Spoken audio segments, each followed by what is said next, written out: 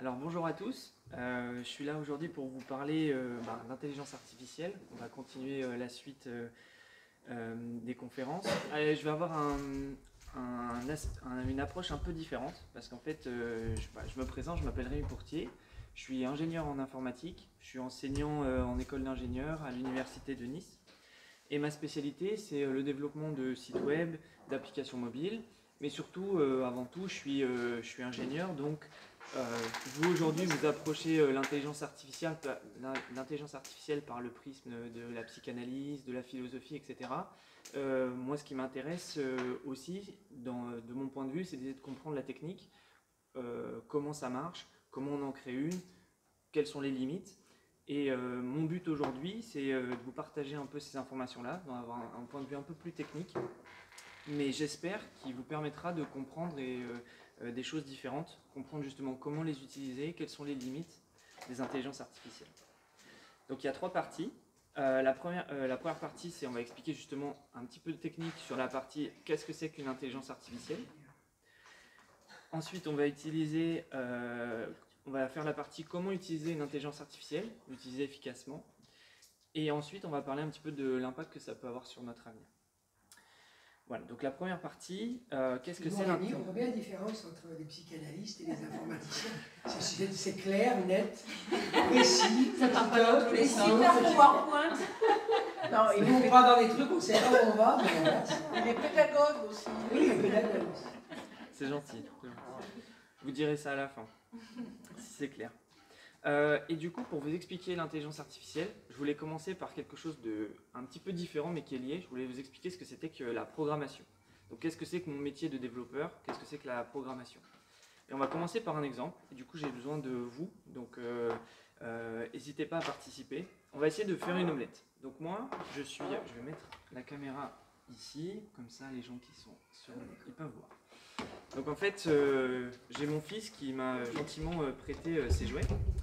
J'ai ici une casserole, une cuillère et 3 œufs. Bon, c'est pas vraiment des œufs, c'est un citron, un oignon et une pomme, mais j'avais pas d'autre chose, quoi. L'idée, c'est que moi, je vais faire le rôle de l'ordinateur. Je vais être la machine. Et vous, votre but, c'est de m'expliquer, étape par étape, comment on fait une omelette. D'accord ? Donc on va commencer par ce qui peut vous passer par la tête. Je suis l'ordinateur, j'ai une cuillère, une casserole et 3 œufs. Quelqu'un peut me dire par quoi je dois commencer? Tous les gamins qui arrivent, alors, n'hésitez pas, dites-moi, comment je fais? Je suis un ordinateur, vous devez m'expliquer, vous êtes des développeurs, et moi je suis là pour faire l'omelette. Donc un contenant. Voilà, donc j'ai un contenant, c'est bon, il est là. Qu'est-ce que je dois faire pour faire l'omelette? Vous pouvez dire étape par étape, la première étape qui vous vient. Casser les œufs. Casser les œufs. Il a eu Ok. des frères et sœurs, il a eu des triplés. Dans le transgénérationnel, ça va pas. Donc première étape, on casse les œufs. D'accord. Je vais exécuter le programme après, parce qu'en fait, en tant que développeur, on écrit toutes les lignes, on appuie sur le bouton et on voit si ça marche. Non, déjà, on propose la liste des ingrédients. Ok, donc on a la liste des ingrédients, je les récupère en entrée pour comprendre ce que je vais devoir faire avec. Donc vous allez me donner des œufs, j'ai une cuillère et j'ai une casserole. La liste du matériel. Voilà, Voilà, d'accord. il en manque. Alors on va faire pour le bien de la... On va faire avec ça, quoi. On va faire... Mais si on part sur la partie recette, donc la première chose que vous m'avez dit, c'est casser les œufs. Ouais. D'accord. Une fois que j'ai cassé les œufs, je fais quoi? On les Je les bats, d'accord. Et ensuite, on met à cuire. on met à cuire. Enfin, Donc- on assaisonne et on met à cuire. On assaisonne et on met à cuire. Ok, on est d'accord, on allume le programme, on voit ce qui se passe. Alors, vous m'avez dit, je casse les œufs. Je casse les œufs. Un par un. Ah, oui. ah là, le programme c'est exécuté. Dans la Dans casserole. la casserole. D'accord. Ensuite, on m'a dit, on mélange. Donc, je peux mélanger où je veux. Et ensuite, je mets à cuire. Donc là, je l'ai exécuté. Tout de suite, vous avez dit, ah non, mais ça va pas. On comprend bien qu'il y a un problème. Donc, on va recommencer. On va refaire une séquence d'instructions pour que du coup, vous puissiez me dire, améliorer la séquence qu'on vient de faire pour faire une vraie omelette. Alors, qu'est-ce qui manque? On a dit au début, on casse les œufs. Qu'est-ce qu'il faut que je fasse? Je prends la casserole. Je prends la casserole. On va le faire en même temps. Comme ça évite... Voilà. Je prends les œufs un par un et je les casse un par un dans la casserole. Ok, donc En je mettant prends les les coquilles œufs. de côté. Ah, voilà. Parce que sinon, j'aurais pu faire, Et oui, je prends les œufs un par un, je les casse dans la casserole. Ah, d'accord. Ouais. Voilà. Donc là, on se rend compte aussi, maintenant, il y a un problème, il faut que je lui dise, non, fais pas ça, ça semble logique quand même, tu dois écarter les coquilles. Donc je refais la séquence, je prends un œuf, je casse l'œuf, Et je mets la coquille de côté. je mets la coquille de côté, et je fais quoi? Et là, alors je prends, je Non, je casse dans la l'œuf, casserole. voilà, je casse l'œuf dans la casserole, je mets Voilà, la et coquille je de mets les côté. coquilles de côté. Un par un. Je répète l'opération, je casse l'œuf, je mets le contenant à l'intérieur, je mets la coquille de côté, je casse l'œuf, je mets le contenant, je mets la coquille de côté. Ensuite, du coup, Je mélange les Je œufs. mélange à l'intérieur de la casserole. Voilà. C'est à l'intérieur de la voilà, je mélange ce qu'il y a à l'intérieur de la casserole parce que je pourrais mélanger ce qu'il y a là, je pourrais mélanger l'air et on est obligé de me dire toutes les étapes. Donc je mélange et après on va dire que j'ai fini mon omelette. C'est un ordinateur. Gérard. Ouais, vas-y, ouais. Il n'a pas de conscience. Voilà. Il n'aime pas les œufs.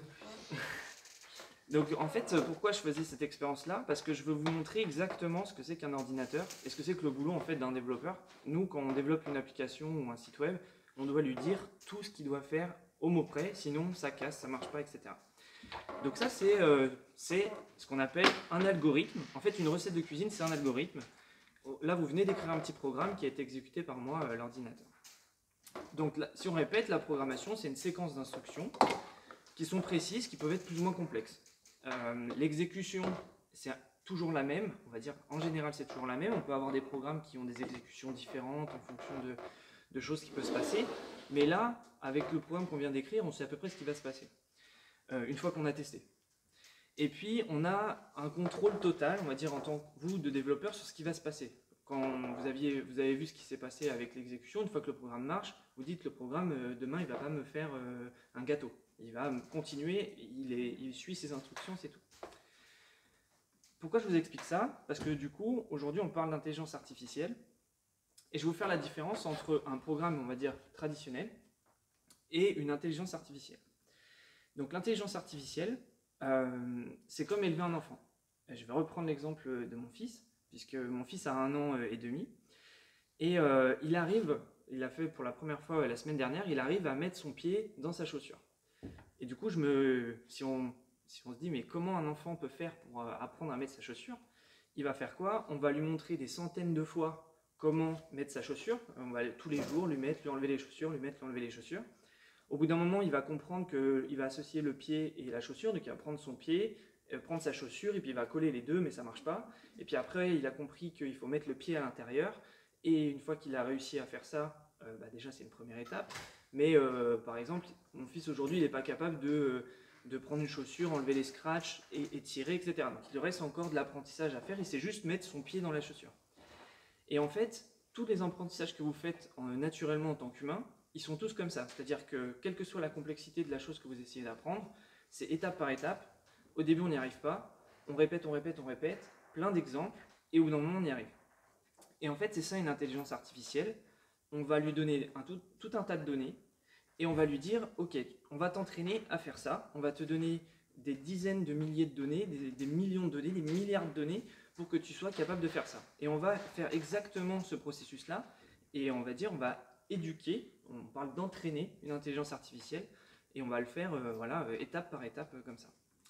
Donc, juste si tu me permets, c'est très intéressant ce qu'on a dit tout ce matin, c'est que là, à un moment donné, il va être formé, enfin, c'est l'apprentissage formatif de, je sais pas, moi en tant que psychanalyste, 18 mois, début d'individuation, il est capacitaire à faire la délimitation de son corps puisqu'il commence à pouvoir mettre sa chaussure. Donc quand il peut mettre sa chaussure, il va bien conscientiser autre chose. Oui. C'est ça, non mais justement, n'hésitez pas à interagir, il y a plein de choses à dire là-dessus, et justement on va aller dans ce sens-là, on va aller dans le sens on va se séparer de notre apprentissage à nous, de l'apprentissage de l'intelligence artificielle, parce que le but c'est d'essayer de voir un petit peu les limites qu'il peut y avoir aussi. Donc en gros l'intelligence artificielle c'est ça, apprentissage par l'exemple, entraînement comme je disais sur un grand nombre de données, donc des milliards de données, des données qui viennent d'internet, généralement c'est des données qui soient soit publiques, soit c'est des données qui appartiennent à une entreprise, et l'entreprise qui développe son intelligence artificielle, elle entraîne sur ses propres données. Et le but d'une intelligence artificielle, c'est qu'elle nous permet de nous donner des informations qu'on n'avait pas forcément prévues au début. C'est-à-dire que je vais donner juste après la définition de l'intelligence artificielle, mais du coup, par rapport au programme d'avant, elle va pouvoir me donner une réponse dans un cas que je n'avais pas prévu initialement. Alors que mon programme d'avant, si je lui dis, s'il est fait pour faire une omelette et je lui dis fais autre chose, essaye de faire autre chose, il ne va pas y arriver. L'intelligence artificielle, elle va pouvoir justement reconnaître des situations, et on peut lui donner une situation similaire, et elle va dire ah bah ça c'est, je reconnais, c'est quelque chose qu'on m'a déjà montré avant, donc du coup je vous donne des informations.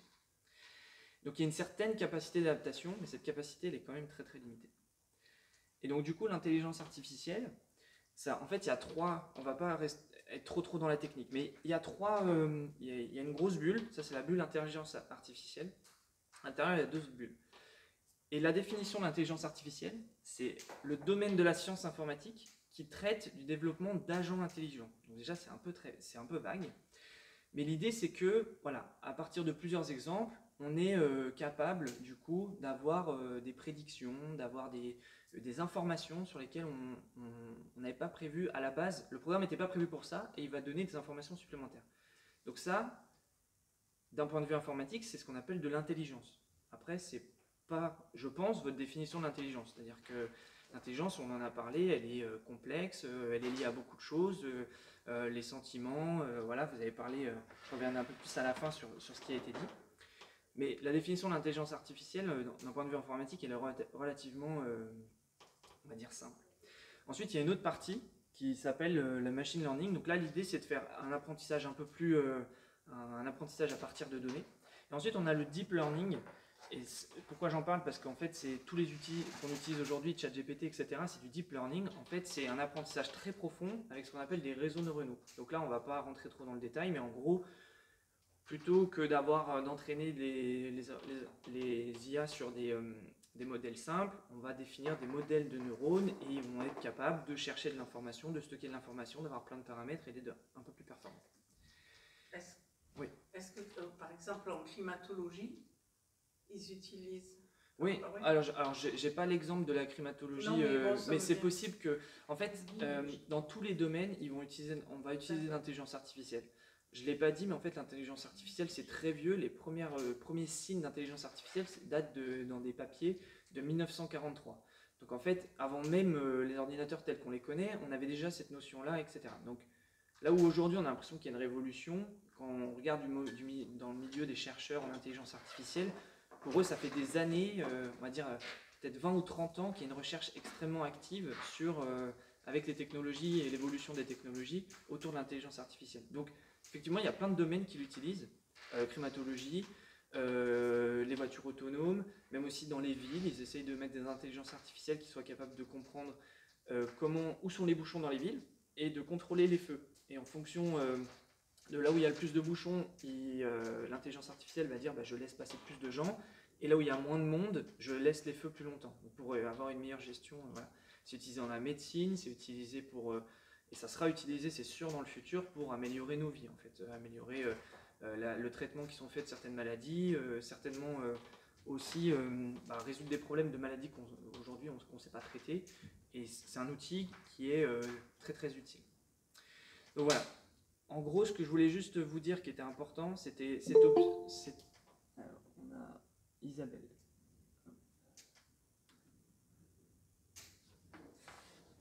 Voilà. Donc, ce que je voulais vous dire, voilà, c'est qu'on peut le diviser comme ça, et l'intelligence artificielle, il y a différentes parties, différentes notions, mais on ne va pas rentrer trop dans la technique. Justement, maintenant que je dis on ne va pas trop rester dans la technique, je voulais vous montrer, alors je ne sais pas si la vidéo s'affiche, je ne sais pas si vous allez voir quelque chose, mais je voulais vous montrer ce que c'était qu'un entraînement. Donc, c'est très technique, mais je voulais juste vous montrer quelques éléments, on ne va pas rester trop longtemps dessus. En fait, ici, j'ai un programme, et le but de mon programme, c'est de reconnaître si l'image que je lui donne en entrée, c'est un cheval ou un homme. Donc en fait, ce que je vais avoir fait, c'est que je vais lui avoir donné des photos de chevaux et des photos d'humains. Donc là, je vais vous montrer ici. Voilà, j'ai une liste. J'ai un problème avec ma souris. Hop. Je ne sais pas si vous voyez, mais j'ai une grande liste d'humains, une grande liste de chevaux. Donc je lui donne ces informations et on l'entraîne sur les données, etc. Donc en fait, ce qu'on peut voir, c'est que... Ouh là là là là, ça va un peu vite. Ce ce qu'on peut voir, c'est que le programme, ce qu'il va faire, c'est qu'il va exécuter et apprendre. Ligne par ligne, en fait, il apprend. Il apprend. Ce qu'on peut voir, c'est que ce que je monte avec la souris, c'est ce qu'on appelle l'accuracy, ça veut dire la précision. On peut voir qu'au début, tout en haut, on était à 52% de précision. Ça veut dire que si on lui donne une image d'un humain ou d'un cheval, il y trouve à 52%. Et du coup, ce qu'on fait, c'est qu'on l'entraîne sur de plus en plus de données pour améliorer sa précision. Et donc, on lui donne encore plus d'images de chevaux en lui disant « ça, c'est un cheval. Enfin, je te donne l'image et je te dis « ça, c'est un cheval. Ça, c'est une autre image de cheval. Ça, c'est un cheval. » Et en fait, c'est vraiment comme ça. On lui donne l'image et l'information. Et lui, il apprend à chaque fois. Et à la fin, alors je sais, là, on est en train de le voir, on est à 98% de précision par rapport au début, on était à 52%. Sur un entraînement, là, il y a une centaine d'images de chevaux et d'hommes. Donc là, c'était juste pour vous montrer, on va dire, comment se passe un entraînement. Est-ce que nous, on va regarder à quel point est-ce qu'il est précis ou pas. Non. Ouais. Vas-y. Ça n'aurait peut-être pas de réponse. Hein. Mais du coup, si on lui donne à enregistrer le tableau de Magritte, ceci n'est pas une pipe. Je connais pas le... Magritte, c'était un peintre surréaliste, il a dessiné une pipe, et il a dit que il a mis ceci n'est pas une pipe, c'est le dessin d'une pipe. Et ben Ou une pomme. Justement, c'est un peu la discussion qu'on va avoir pendant cette intervention, c'est que on est en train de comprendre que justement c'est moi ou vous ou les chercheurs, les développeurs qui forment les intelligences artificielles. Mais en fait, comme l'ordinateur juste avant avec mes œufs, l'ordinateur est bête. Il n'a pas de... C'est nous qui, avec les données, etc., on va lui dire, ça c'est un cheval, ça c'est un cheval, ça c'est un homme, ça c'est un homme. Mais si je me dis, là avec mon programme, j'inverse. Je lui donne une image de cheval, je lui dis que c'est un homme. Si je lui dis l'inverse, que quand c'est un homme, c'est un cheval, et ben il va me répondre tout l'inverse. Donc l'entraînement, c'est pour ça que le plus important pour moi aujourd'hui, c'est que vous ayez compris qu'une intelligence artificielle, ça s'entraîne. Parce que du coup, ça veut dire que dans toutes les intelligences artificielles qu'on utilise, elles sont soit bonnes, soit mauvaises, soit avec des limites ou pas, mais tout est lié à la manière dont elles ont été entraînées. Si demain, il y a quelqu'un qui prend une intelligence artificielle et qui la forme pour faire, on en a parlé ce matin par exemple, des attaques de sécurité. Ce qu'on veut, c'est attaquer les gens, récupérer leurs données, etc. Et ben, on peut tout à fait, comme on peut former une intelligence artificielle à nous aider, on peut aussi former une intelligence artificielle à des méfaits ou lui donner des mauvaises informations. On pourrait très bien faire un chat GPT qu'avec des fake news et faire utiliser les gens cette intelligence artificielle. Si les gens ils n'ont pas le recul de se dire tiens, mais est-ce que cette information est vraie, comme ce qu'on a dit tout à l'heure, je ne sais plus si c'était toi Valérie qui disait que l'information qui avait été avec Dominique, des fois vous trouvez des informations, bah non, ce livre-là il n'existe pas, ces informations-là elles n'existent pas, et ben en fait c'est voilà, c'est normal, et c'est pour ça que je pense que c'est important de comprendre comment ces systèmes marchent, parce que du coup, il nous faut du recul. Il faut pas qu'on ait confiance juste aveuglément confiance, comme aujourd'hui, si vous lisez une information dans un article ou sur les réseaux sociaux, vous allez peut-être vous dire ouais, mais cette information-là, elle est fausse, elle est vraie. Vous avez ce recul-là. Donc voilà. Le FMTV est fait par l'intelligence artificielle. Et voilà, après, c'est pour ça que on va en parler après. Juste après, on va parler justement des grosses intelligences artificielles qui existent et des limites qu'il peut y avoir. Je voulais juste vous dire un mot sur les modèles, ce qu'on appelle les LLM, c'est les Large Language Models, qui sont, en gros, ChatGPT, c'est un type d'intelligence artificielle qui s'appelle des LLM. Je voulais juste parler un petit peu de ça, parce que ça permet, pour vous dire que ChatGPT, pour ceux qui ne savent pas, ça permet de générer du texte, de faire de la traduction. Les modèles comme ça permet de résumer du contenu, réécrire du contenu, de classifier, catégoriser, d'analyser, on va dire, des sentiments dans une phrase, etc. On peut faire des agents avec lesquels on interagit. Donc voilà. Et du coup, vu qu'on utilise quand même beaucoup ChatGPT, je voulais aussi vous expliquer comment ça marche, ChatGPT. Et là, j'ai encore besoin de vous pour une petite question un peu simple. Si je vous disais que Pierre a 6 ans, dans sa classe, il dépasse tous ses camarades d'une tête, on peut dire que Pierre est... Qu'est-ce que vous avez envie de répondre?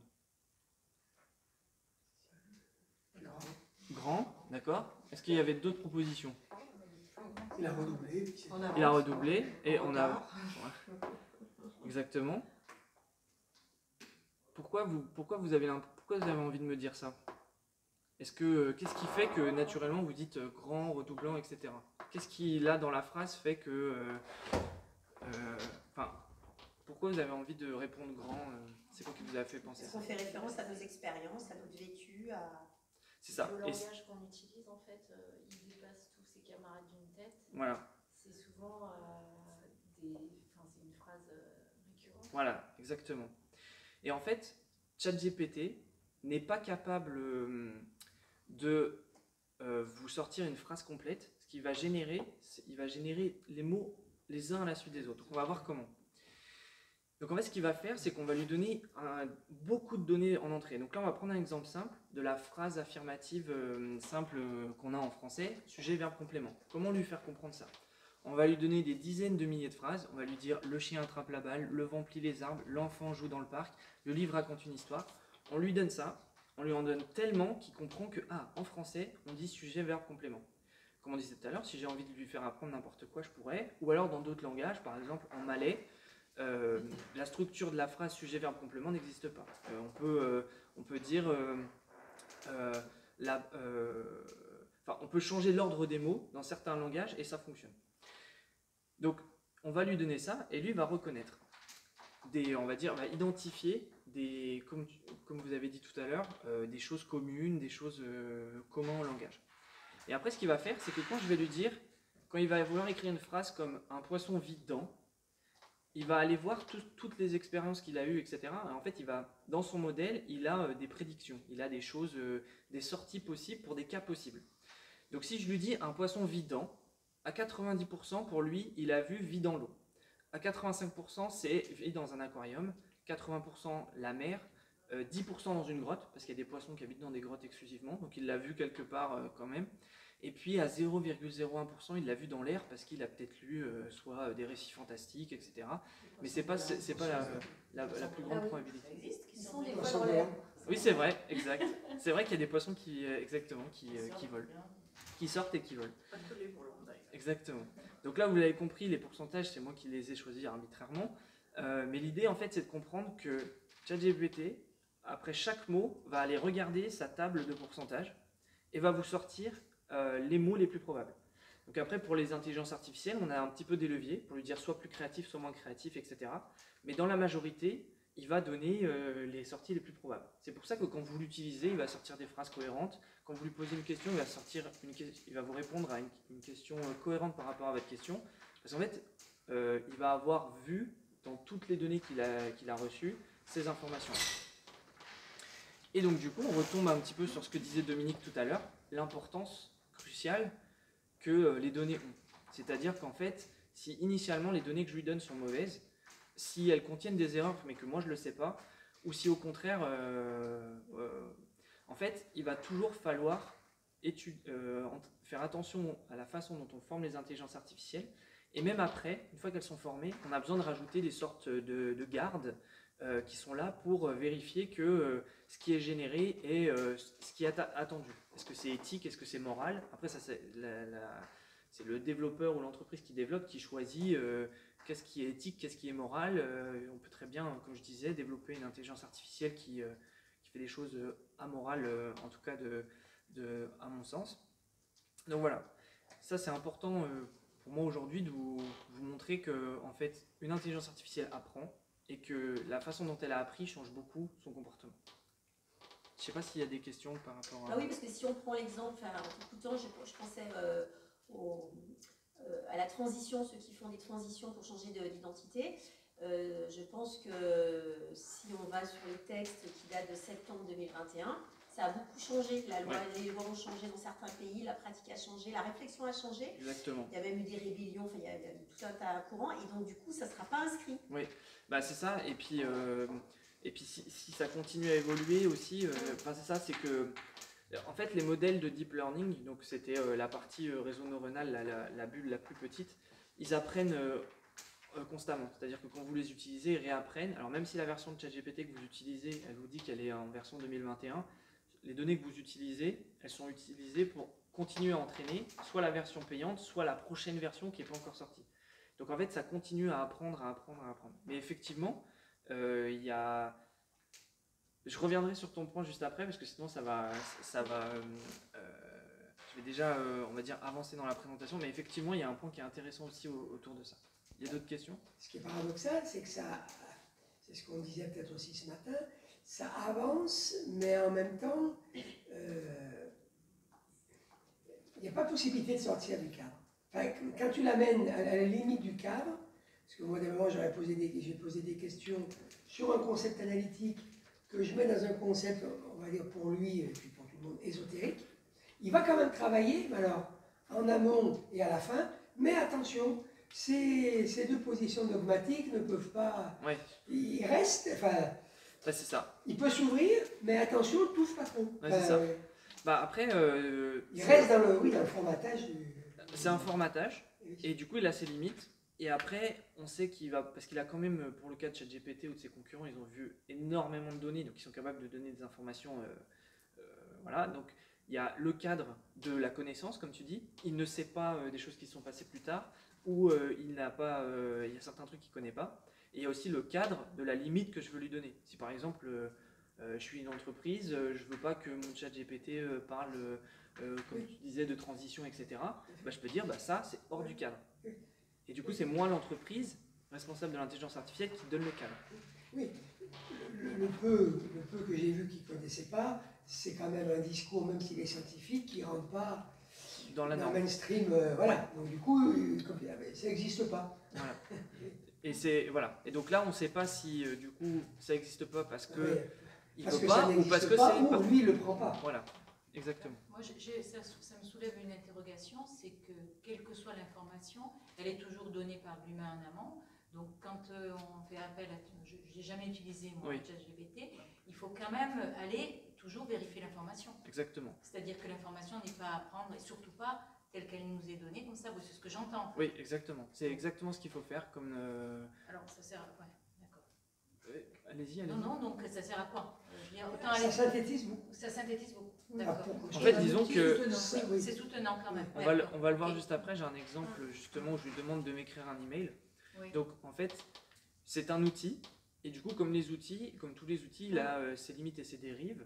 Et donc en fait, il faut qu'on l'utilise à bon escient. Donc il peut, ce que je conseille moi, c'est de prendre en main ces outils et pour au moins savoir comment ils fonctionnent, etc. et de se faire son propre avis. Et après, on a une utilisation qui dépend de nos besoins. Par exemple, moi en tant que développeur, il se trouve que ça aide beaucoup les développeurs à développer. Donc je disais juste avant, une étude qui montrait qu'ils ont pris des groupes, je crois que c'est aux États-Unis, ils ont pris des groupes d'élèves, ingénieurs et des ingénieurs expérimentés. Ils ont fait des groupes, ils leur ont demandé de faire un projet avec en utilisant des intelligences artificielles. Et il y a un groupe qui faisait sans intelligence artificielle.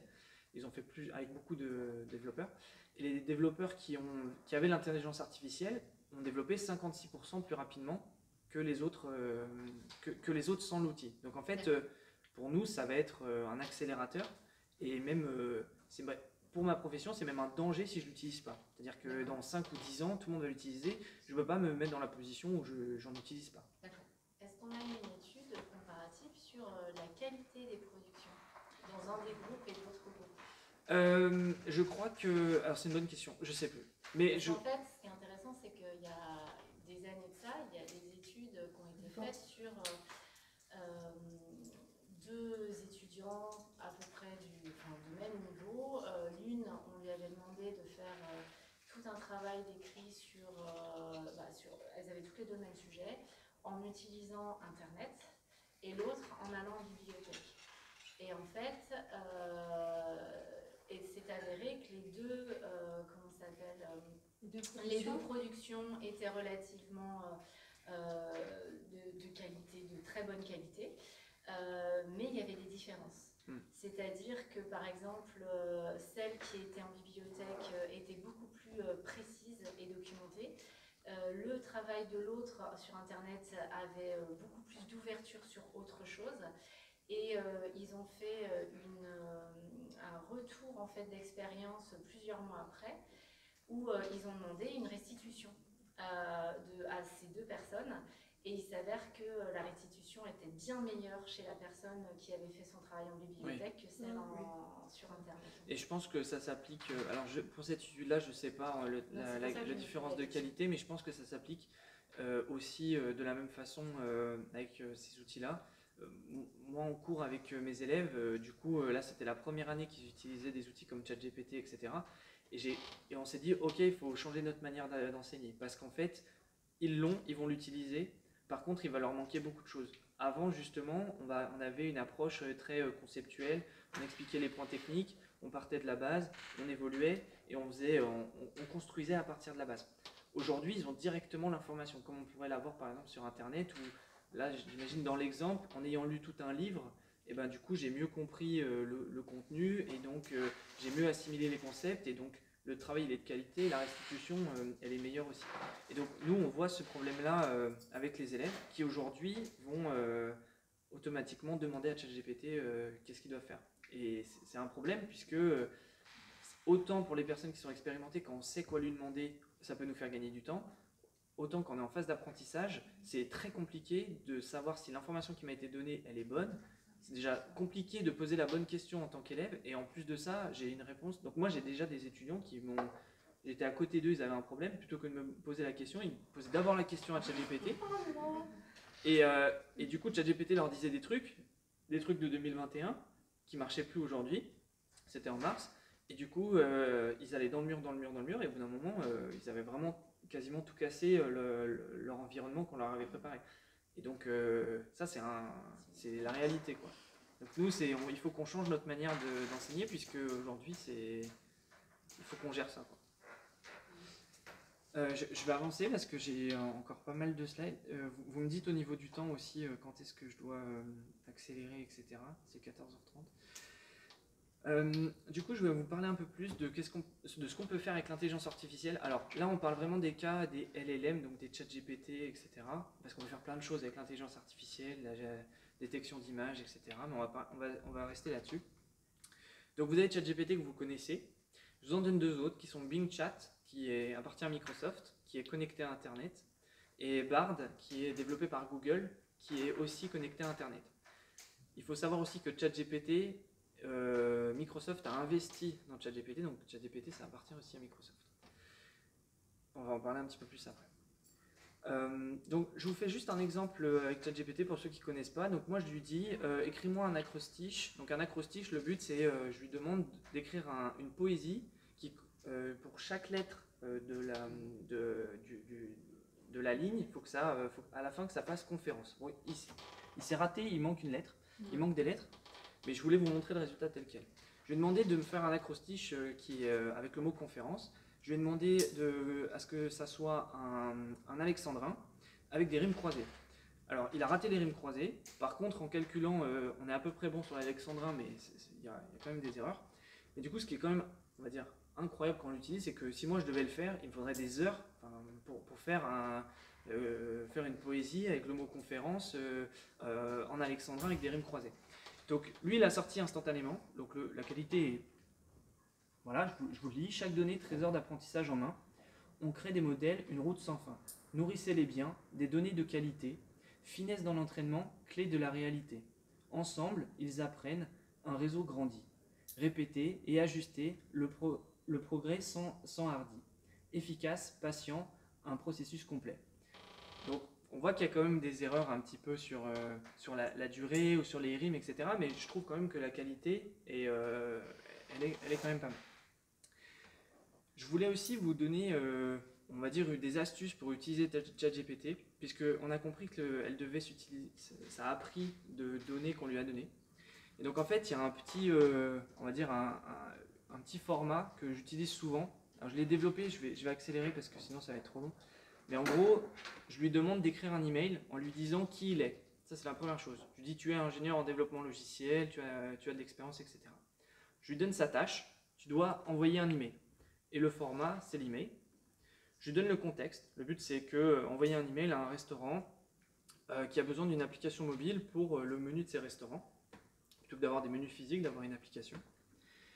Et puis, je lui donne un exemple de choses que je voudrais trouver dans le mail. Et donc, à la fin, je lui dis le ton avec lequel il doit le faire. Donc, utilise un langage clair, concis, soit confiant mais amical. Donc, je ne vais pas vous lire tout l'email, je vous donnerai les liens de la présentation, mais en vrai, le contenu est très bien. Le format, même il a trouvé des arguments sur pourquoi est-ce que c'était plus intéressant d'avoir une application mobile plutôt qu'un menu physique, etc. Alors que je ne lui avais pas donné tellement d'informations là-dessus. Et voilà, il est capable de, pour ceux qui ne savaient pas, donc de générer du texte, donc soit de me faire un résumé, soit de me générer des emails, des posts sur les réseaux sociaux, etc. Ça, c'est ce que vont faire les chats GPT, enfin les chats GPT Lite. Et du coup, pour faire un pas de recul, comme on disait, il faut qu'on vérifie le contenu qui a été généré. Il y a aussi un gros problème, c'est la standardisation. On va le voir juste après. C'est qu'en médecine, en début d'année, à Lyon, il y avait un examen de médecine. Et dans la dissertation, les étudiants ont utilisé ChatGPT pour faire la dissertation. Il se trouve que la professeure a vu dans une grande majorité des copies des similarités. Pas suffisamment de similarités pour dire tu as triché, etc. Elle s'est quand même dit qu'il y avait un problème. Et en cherchant, ils se sont rendus compte qu'il y avait ChatGPT. Donc ça veut dire que sur une centaine d'étudiants qui utilisent ChatGPT, je pense que la moitié, je crois que c'était 40, quelque chose comme ça, il faudrait retrouver les informations, mais sur une cinquantaine de personnes qui demandent à peu près la même chose, on arrive à avoir des résultats qui sont suffisamment similaires pour que quand on les lise, on voit une similarité. Ce qui veut dire que cet outil-là est bien pour nous faire accélérer. Par contre, comme on l'a vu avec ces histoires de probabilité, il a des séries de mots qui se répètent, donc il va créer du contenu qui est similaire. Donc ça peut poser un problème sur, peut-être je vais envoyer un email, mais on sera 5 ou 6 à avoir envoyé le même type d'email. Ça pose aussi un problème sur mon aspect de créativité, parce que je n'ai pas réfléchi par moi-même, on m'a donné la réponse tout de suite. Du coup, je n'ai pas forcément essayé de modifier le message, ou très peu, et finalement, ça peut porter préjudice. Et la dernière chose avec ces modèles-là, c'est la protection de vos données, puisque si vous lui dites j'ai un rendez-vous demain, j'ai besoin de telle ou telle information, aide-moi à préparer mon rendez-vous de demain, et bien ces données-là, elles vont partir à l'entreprise à laquelle, qui développe l'intelligence artificielle. Donc il faut penser à ça aussi. On pense à nos données qu'on a sur notre téléphone, etc. Quand on utilise les intelligences artificielles, tout ce qu'on fait est réutilisé pour améliorer le modèle. Donc tout ce que vous donnez est réutilisé. C'est le principe des mécanismes, des intelligences artificielles. Donc il faut le savoir aujourd'hui. Est-ce qu'il y a des questions par rapport à ça? Oui, donc ça veut dire que toutes les questions posées par tous les citoyens du monde vont faire aussi du coup enrichir la réflexion, entre guillemets, je ne sais pas si je peux le dire comme ça, de l'amélioration du outil. Exactement. Ouais. Dominique est en train de faire améliorer. Oui. Sur les poèmes, j'ai demandé d'écrire un haïku. Haïku, les haïkus, c'est vrai. Mais bon, il y en a tellement des haïkus, c'est des petits poèmes. Ouais. Silence de la nuit, étoile brille dans le ciel, peine dans l'obscurité. Non, mais c'est facile un haïku. Oui, non mais c'est très... on va en parler après, mais c'est pour ça que j'aimais bien ta phrase ce matin, Dominique, qui disait le savoir c'est l'ignorance. Voilà. Parce qu'en fait, finalement, quand on utilise ces outils-là, on leur pose plein de questions, mis à part, des fois ils vont se tromper à monter les réponses, mais la plupart du temps, l'information, elle est relativement correcte. Et justement, ils sont capables de faire des choses où nous, si on devait le faire à la main, c'est très compliqué. Et du coup, ça nous impressionne et potentiellement, ça peut nous faire peur. Mais finalement, ils sont très très limités. Ils seront vraiment limités à la tâche qu'on leur a donnée. Et même dans la tâche qu'on leur a donnée, vous, en l'utilisant, quelques éléments, vous êtes capable de trouver les limites. Oui, parce que moi, ça me fait penser des moments, quand je demande quelque chose de précis, ça me fait penser, je ne sais pas si vous faites ça, des moments à la télé, quand on regarde des reportages où on ne comprend pas, on ne connaît pas le sujet. Mais les reportages où on connaît le sujet, on trouve que c'est toujours à côté, quoi. Oui. Et ça fait pareil, je dis. C'est ça. Quand on rentre après dans une spécificité, là je dis, qu'est-ce que pourrait être le transfert dans le corps mental supérieur? Et là, il tout me de suite, sort, c'est compliqué. voilà, qu'est-ce que le transfert, mais il n'y a pas vraiment Le lien. C'est pauvre. Et c'est pour ça que, en fait, sa force, c'est de faire des résumés de texte ou nous aider là-dessus. Par contre, vous avez mentionné ce matin, je les ai notés, des mots comme la conscience, la capacité à s'adapter, la capacité à imaginer, à rêver, les sentiments, etc. Tout ça, c'est des choses qui sont pour nous un bébé à tous ces éléments-là, mais on est extrêmement loin, on verra à la fin, de systèmes comme ça. Donc en fait, ils sont très forts dans un domaine spécifique, c'est ce que tu disais ce matin Dominique, ils vont être capables ils sont entraînés sur des échecs, ils sont capables de battre le champion du monde d'échecs. Par contre, ces données-là sont ces compétences-là sont extrêmement limitées et on est très très loin d'avoir... moi j'ai l'impression que ça arrivera jamais, il faut jamais dire jamais, mais pour moi on est très très loin d'avoir ne serait-ce que des pseudo-consciences, etc. artificielles. Oui, tu veux dire que du coup, il ne pourra pas prendre conscience qu'il faut faire une omelette avec son petit garçon parce que c'est vachement bien. Voilà, exactement. Exactement. Mais moi, ça me fait penser à... On en a parlé ce matin, la question de l'illusion. Parce qu'en fait, des fois, ça fait illusion, quoi. Et cette analyse critique, donc tu nous dis surtout continuer à avoir cette analyse critique qu'on a quand on écoute la radio, etc. Mais moi, ce que ça me fait aussi penser, c'est que d'où l'intérêt, on a l'occasion de le développer tout à l'heure, de continuer à s'intéresser. Enfin, c'est souvent ce qu'on d'ailleurs on développe à l'Institut. On invite les élèves analystes à s'intéresser à plein de domaines. Alors c'est sûr qu'on ne peut pas tout savoir, c'est ce qui fait que des fois, dans une consultation, on va sur un dictionnaire, on va ouvrir notre téléphone pour aller vérifier, parce qu'on ne sait pas tout.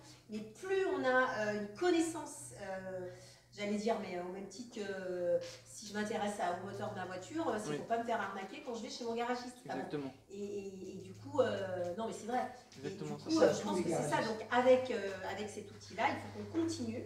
Exactement. Et qu'on ne s'installe pas et qu'on continue à avoir un esprit critique et à s'intéresser. C'est ça. Pour moi, le vrai challenge aujourd'hui, il est là.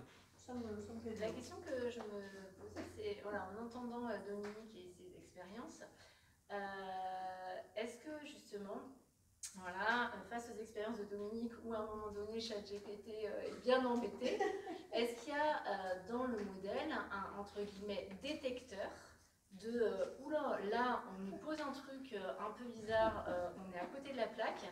Comment est-ce qu'il y a quelqu'un qui dit ok, on va essayer de s'entraîner là-dessus? En fait, le modèle est fait pour reconnaître.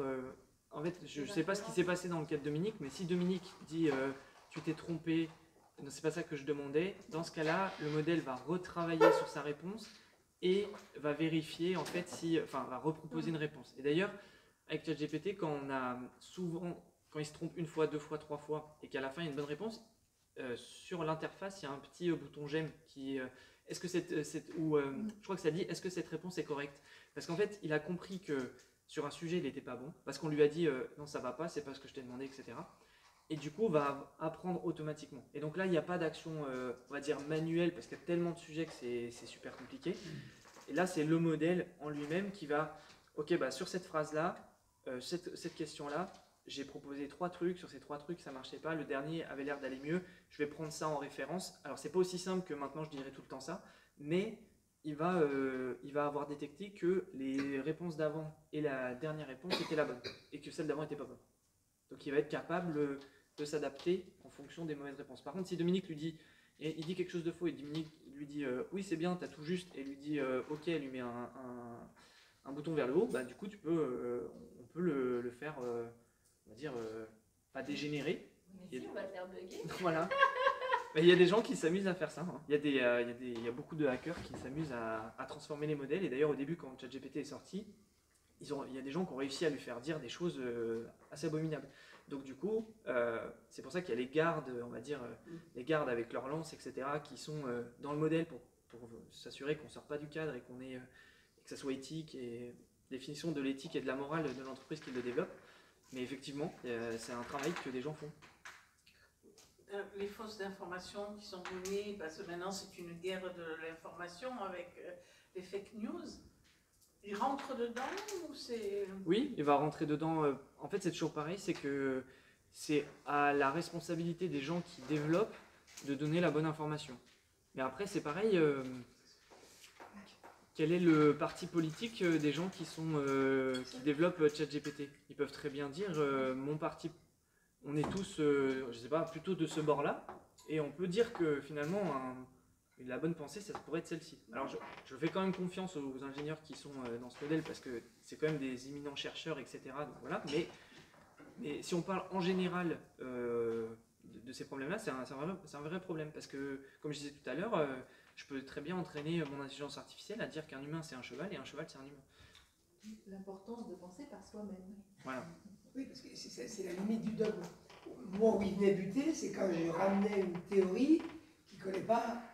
C'est ça. C'était Pinel, je pense que l'Institut connaît Pinel. Pinel, qui est un mathématicien quantique, qui lui dit la réincarnation, c'est pas une croyance, c'est mathématique. Donc, du coup, il a inversé un schéma, donc je ne le connais pas. Et je lui dis non, je lui ai dit son nom, son truc, ses travaux. Oui. Bah, c'est ça. Par contre, les champs morphogénétiques, il connaît.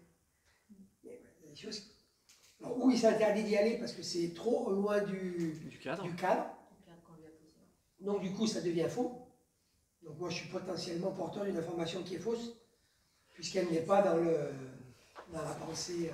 Mais après, du coup, c'est pour ça que j'ai mis les liens des autres intelligences artificielles avec Bard et Bing Chat, etc. Parce que quand vous tombez sur des problèmes comme ça, allez voir chez Bard ou chez Microsoft avec Bing Chat pour voir si vous avez les mêmes comportements.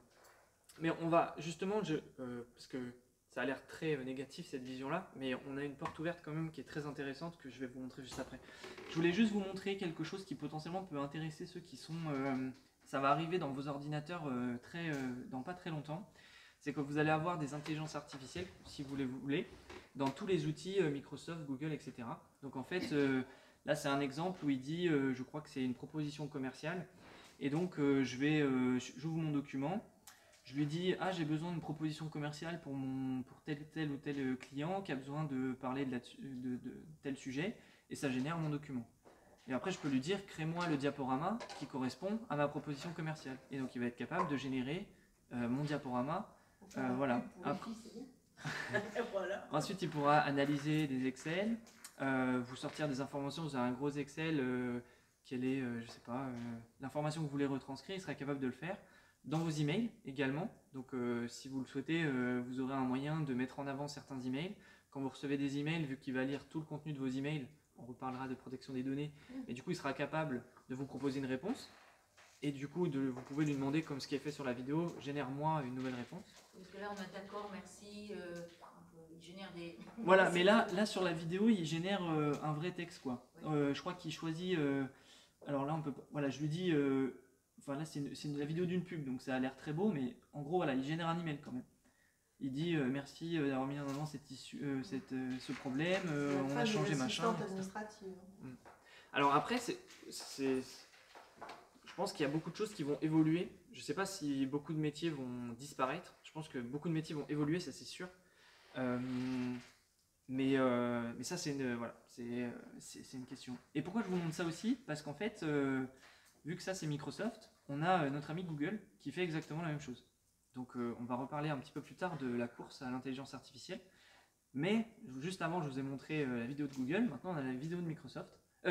Avant, c'était Microsoft, maintenant c'est Google. On voit quoi? Les emails qui sont générés à partir du contenu. Donc il écrit l'email. Ensuite, il va être capable de créer un nouveau document. Donc là, il est en train d'écrire l'email. Voilà, on va essayer d'avancer parce que comme sinon, ça prend du temps. Mais bon, tout ça pour vous dire que voilà, là il a généré le texte, ensuite il lui dit génère-moi un diaporama, donc il crée le diaporama, voilà. Il y aura, moi je pense qu'il y a des choses à prendre, des choses à ne pas prendre.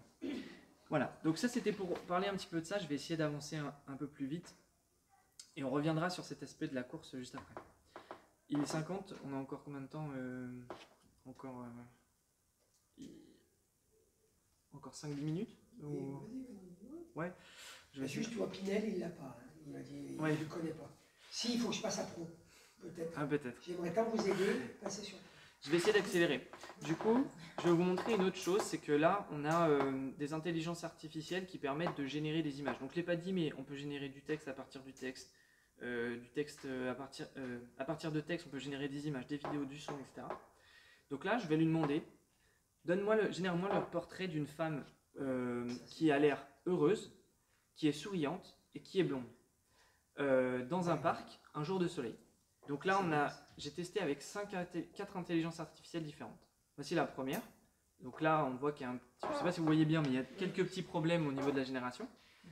La deuxième, donc là c'est déjà mieux. Encore aussi quelques problèmes au niveau de la bouche. La troisième, donc là on a quelque chose qui pourrait s'apparenter à une vraie photo. Si je vous la montre, que je vous dis c'est la photo d'une amie à moi, peut-être que... On peut retoucher quand même. Voilà. Sacré Oui, montage. Là, Ici, ça fait marcher, hein. justement, Là, ça fait, justement on va en parler. Barbie. Donc là, encore une fois, encore une fois ici. On a compris que... Donc c'est pas mal, mais c'est vrai que moi j'ai besoin d'une photo réaliste. Et on a dit qu'une intelligence artificielle avait été entraînée sur des données. Donc ce que je vais lui faire, c'est que je vais lui donner des données techniques de photos. C'est-à-dire je vais lui donner, je veux un portrait avec tel zoom, telle distance, la focale, et je vais changer ce que je lui demande. Donc en fait je lui demande la même chose, sauf que je rajoute plein d'informations sur, voilà, je veux une focale de temps, etc. Je lui donne des informations techniques de la photo. Et du coup, il m'a généré ça. Voilà. Ensuite, je vais pouvoir lui demander, j'ai envie de voir ce qu'il y a autour, donc il génère ce qu'il y a autour. Je peux lui dire encore, régénère-moi ce qu'il y a autour, donc il me le génère. Et puis après, je lui dis, moi je veux pas les personnes qui sont à droite, là, je veux les enlever parce que je veux que la personne sur la photo. Donc je vais pouvoir en fait éditer. Où est-ce qu'il est ? Moi, je vous passe la vidéo, mais en gros j'édite le contenu. Et à la fin, on se retrouve avec, ah bah elle est là, la vidéo, voilà, j'édite. Et je lui dis, génère-moi un parc à cet endroit-là. Et du coup, il m'a remis la photo et il m'a enlevé les personnes. Maintenant, j'ai une question pour vous. Ça, c'est les 5 images que j'ai générées. J'ai demandé une photo d'une femme blonde, souriante, heureuse, dans un parc. Est-ce que, là, les 5 images qui m'ont été générées par 4 intelligences artificielles différentes, est-ce qu'il y a quelque chose qui vous choque? Est-ce qu'il y a des choses qui vous interrogent? Je ne sais pas si vous voyez bien l'écran. Toutes les générations ne sont pas représentées. Exactement. Est-ce qu'il y a d'autres choses encore que vous voyez? Celle du bas, là, c'est pas très réaliste. Oui, alors c'est vrai qu'il y en a où il y a des problèmes de réalisme, mais justement, sur l'aspect, c'est un très bon point sur l'aspect, qu'est-ce qu'elles ont toutes, quelles sont les caractéristiques qu'elles ont toutes que j'ai pas demandé. Blonde, jeune et pas trop mal. Voilà. Et blanche. Et blanche. La blonde, Oui, mais Les blanches. Ouais, elle pourrait... il y a des noirs qui sont blonds. Oui. C'est peut-être. non, pas Mais même forcément. naturellement, il y en a aussi. Et donc là, on a un Elles point sont très en important. gris aussi. Non, elles sont blanches. Et effectivement, on a un point très important. Tout à l'heure, je vous ai dit, on a entraîné les intelligences artificielles avec un poisson vivant. Il me propose 80% l'eau, etc. et tout. Qu'est-ce qu'on peut voir ici? On peut se dire, une femme blonde, Une blonde. elle est forcément jeune, Ouais. elle a forcément les yeux bleus, C'est l'artiste. elle est plutôt fine, et alors ça c'est personnel, voilà, mais on va dire qu'elle est plutôt jolie. Donc ça veut dire quoi? Ça veut dire qu'en fait,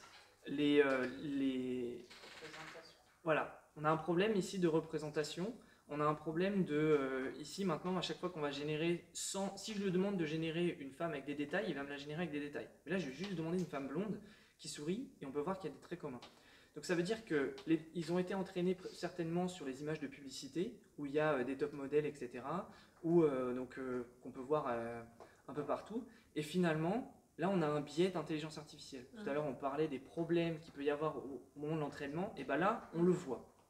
Et du coup j'ai essayé de générer une autre chose, je lui ai demandé une femme avec habillée en kaki qui est dans la jungle, et je peux voir que, alors je ne sais pas si vous voyez bien, mais j'ai pu, en fait là encore, on a changé de type, c'est-à-dire qu'elles sont plutôt brunes, plutôt le teint mat, toujours fines et plutôt jeunes.